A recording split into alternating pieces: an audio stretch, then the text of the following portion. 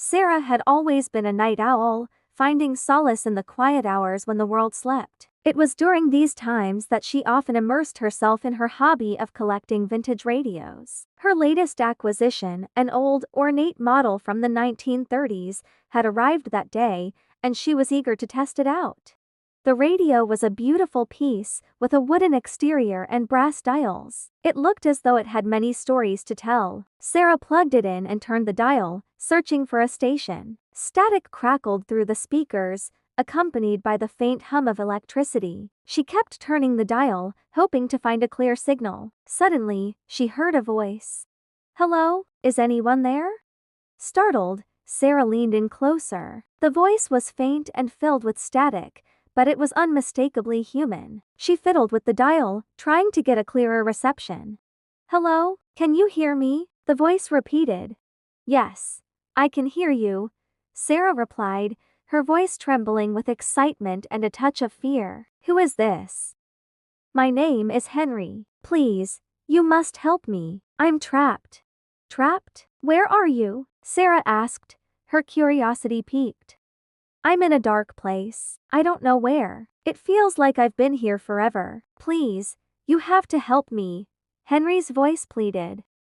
Sarah's heart raced. She couldn't understand how someone could be trapped and communicating through an old radio. It made no sense. But the desperation in Henry's voice was real, and she couldn't ignore it. "What can I do to help?" she asked, her mind racing with possibilities. "There's a book," Henry said. "A journal. It holds the key to freeing me. You must find it. It's in an old mansion on the outskirts of town, the one that belonged to the Blackwood family."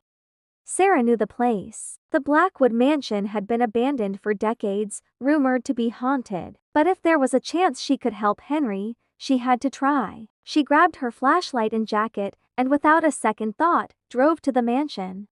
The mansion loomed ominously in the moonlight, its windows like empty eyes watching her every move. She pushed open the creaking front door and stepped inside. The air was thick with dust and decay. She navigated through the dark, empty halls, her flashlight cutting through the gloom.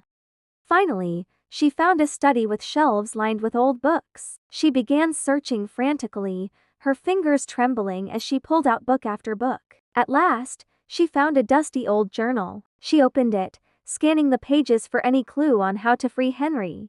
As she read, a cold wind swept through the room, extinguishing her flashlight. The room plunged into darkness. She felt a presence, something sinister lurking just out of sight. She heard whispers, growing louder, filling her head with incoherent murmurs. Suddenly, a hand grabbed her shoulder. She screamed and spun around, but no one was there. The whispers grew louder, deafening, and she felt herself being pulled into the darkness. She fought to stay conscious, clutching the journal tightly.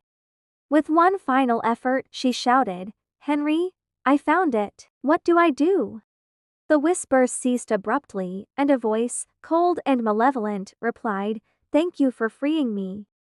The journal fell from her hands as she was engulfed in darkness. The next morning, the townsfolk found her car abandoned at the mansion, but Sarah was never seen again. The radio in her home played static, interrupted occasionally by a faint voice, whispering, "Thank you for freeing me."